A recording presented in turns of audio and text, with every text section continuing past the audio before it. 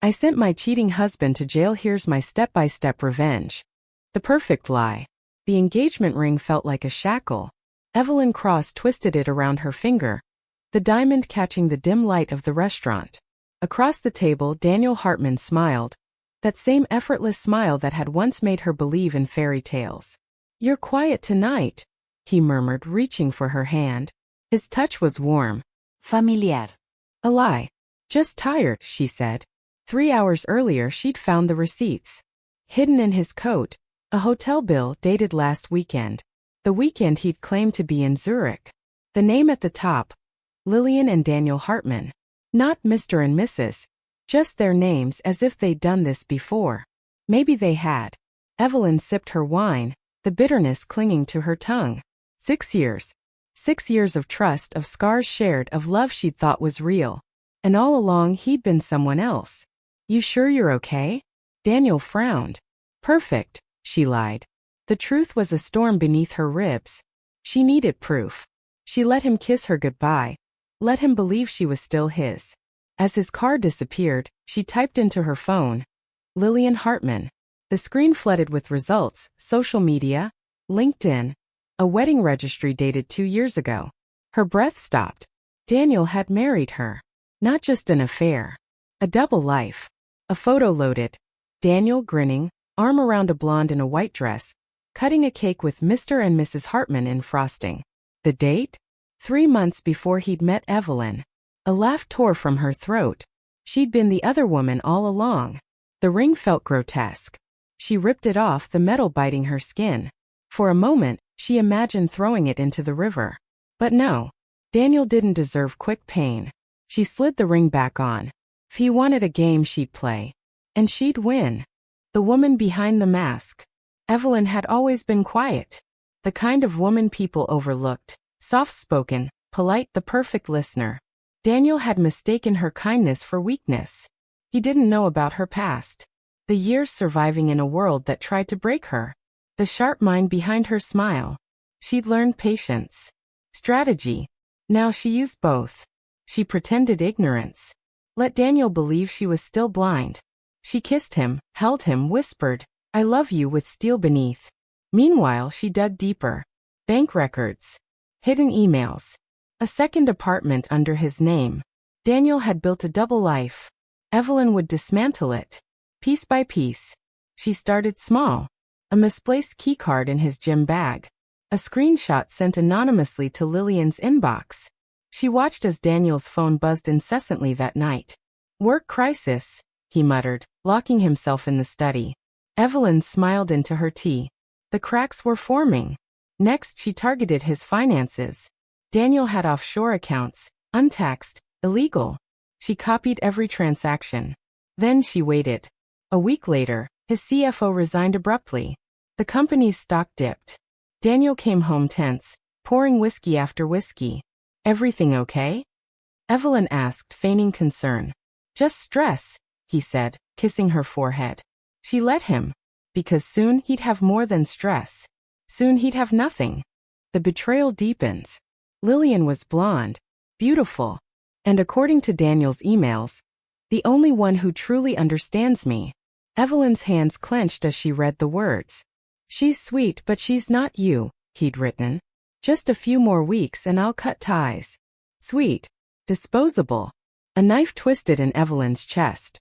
She'd loved him, trusted him, and he'd reduced her to a temporary distraction.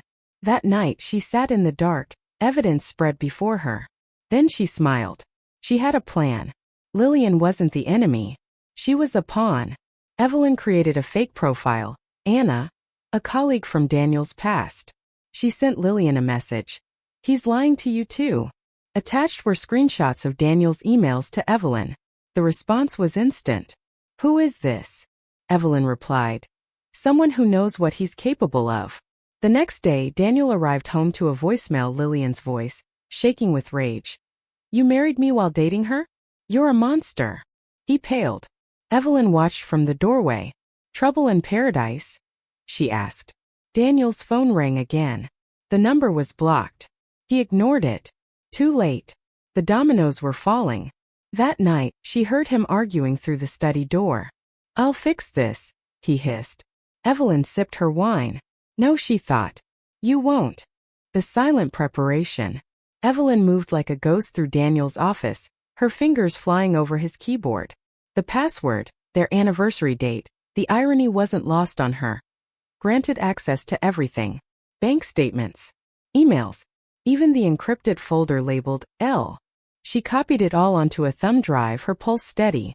Revenge required cold precision, not rage. The documents revealed a pattern. Daniel transferred large sums every month to an account in the Caymans. Fake business expenses. Tax evasion. Enough to bury him. But Evelyn wanted more. She needed him to feel the same slow unraveling he'd inflicted on her. She planted a single file on his desktop. A screenshot of Lillian's angry text, time-stamped yesterday. Then she waited. Daniel discovered it within hours. She heard his sharp inhale from the kitchen. When he confronted her, eyes wild, she blinked innocently. You must have opened a phishing link at work. His hesitation was delicious. She could see the doubt creeping in. Was he slipping up? That night, she accidentally left her email open on their shared computer. A fake message from IT security, warning of a data breach at his firm. Daniel's paranoia grew like mold, spreading through his every move. He changed passwords, snapped at colleagues, even hired a cybersecurity expert. Evelyn smiled as she transferred another $50,000 from his offshore account to an anonymous charity. Let him explain that. Justice served cold. The knock came at dawn. Evelyn watched through the bedroom window as officers cuffed Daniel in his pajamas, their voices muffled but his panic clear. There's a mistake, he shouted. One cop held up a printed sheet. The offshore transfers, the fake invoices, all tied to his credentials. Evelyn had sent the tip anonymously 3 days prior. She rushed downstairs barefoot, playing the shocked fiancé perfectly. What's happening? Daniel's face was ashen. I don't know. The officers led him away. As the car pulled off, Evelyn allowed herself one real smile. Phase 1 complete. That afternoon, she visited Lillian. The woman opened the door red-eyed, clutching divorce papers. You, she breathed, recognizing Evelyn from photos. Evelyn handed her a folder. Everything he stole from you, the money, the years. Take him for all he's worth. Lillian's hand shook as she flipped through evidence of Daniel's other affairs, his hidden assets. Why help me? Evelyn turned to leave. Because we're both his victims. The lie tasted sweet. Let Lillian believe she was an ally. The real finale was coming. At Daniel's bail hearing, Evelyn sat in the back row. When he spotted her, hope flashed across his face, until she placed a single sheet on the bench beside her. The wedding registry. His eyes widened. She mouthed, I know everything. Then walked out as he screamed her name. The unraveling. Prison changed Daniel. The once polished CEO now had hollow cheeks and a jumpsuit that hung loose. Evelyn visited weekly, her demure dresses and tearful act convincing the guards she was a devoted partner. She brought news each time. His company collapsed. His mother disowned him. Lillian took the penthouse. With every blow, Daniel's shoulders sagged further. Why do you still come? He rasped during visit number 6. Evelyn squeezed his hand. I believe in redemption. The hypocrisy burned deliciously. That night, she uploaded the final file. A voice recording of Daniel admitting to fraud, to a reporter's inbox. The next morning, his face dominated headlines. But Evelyn wasn't done. She rented a cheap apartment under his name, then ordered drugs mailed there. An anonymous call brought the police. Daniel's sentence doubled. His screams in the courtroom were muffled by her gloved hands clapping once. Quietly, the judge called it a pattern of criminal behavior. Evelyn called it justice. As they hauled him away, she finally removed the engagement ring and dropped it into a sewer grate. A fitting end for cheap promises. Her phone buzzed, a message from an unknown number. He had it coming. She deleted it. This story wouldn't have loose ends. The aftermath. Spring came. Evelyn sat at a Paris cafe, the same one Daniel had once promised to take her to. Her new passport, Eva Laurent, felt crisp in her pocket. The news app on her phone showed a grainy photo of Daniel in prison, his eyes dead. She sipped her espresso, savoring the bitterness. A man approached. Dark hair, sharp suit. Is this seat taken? His accent was French, his smile knowing. Evelyn's guard went up. Actually, I was leaving. He slid a business card across the table. Interpol, Financial Crimes Unit. Her blood froze. We arrested your fiancé, he said. But the money trail, it vanished. Almost like someone smarter erased it. Evelyn forced a laugh. I don't understand. The agent leaned in. The Cayman account emptied the day before his arrest. $12 million. Gone. Her pulse pounded. She'd covered her tracks. Hadn't she? What do you want? He smiled. To thank you. Daniel Hartman laundered money for the Russian mob. You delivered him to us. He stood. Enjoy Paris, Eva. As he walked away, Evelyn exhaled. A new game had begun. The new player. The Interpol agent Luc Moreau became a shadow. Evelyn spotted him at her hotel bar, outside the Louvre, even at the tiny bookstore where she bought Russian phrasebooks. She changed cities. He followed. In Rome she confronted him. Are you threatening me? Luc Logued. I'm recruiting you. He revealed the truth. Daniel had been a pawn himself, moving dirty money for a syndicate called Vogue. They're coming for you now, Luc said. You stole their cash. Evelyn's stomach dropped. Luc offered a deal. Help take down Vogue and she keeps the $12 million. Refuse and he'd leak her location. That night she studied Vogue's files. Their enforcer, the chemist, left no witnesses. Just bodies with a telltale rash. Her reflection in the hotel mirror looked pale. She'd wanted revenge, not a war. But choices had evaporated. She emailed Luc. I'm in. The reply came instantly. Meet me at Piazza Navona. Midnight. Come armed. Evelyn tucked a stolen pistol into her waistband. Daniel's voice echoed in her memory. You're in over your head. She silenced it. Too late to swim back now. Blood and betrayal. Piazza Navona was empty. Too empty. Evelyn's hand hovered near her gun. Luc emerged from shadows, gripping a bleeding arm. They knew, he hissed. Gunfire erupted.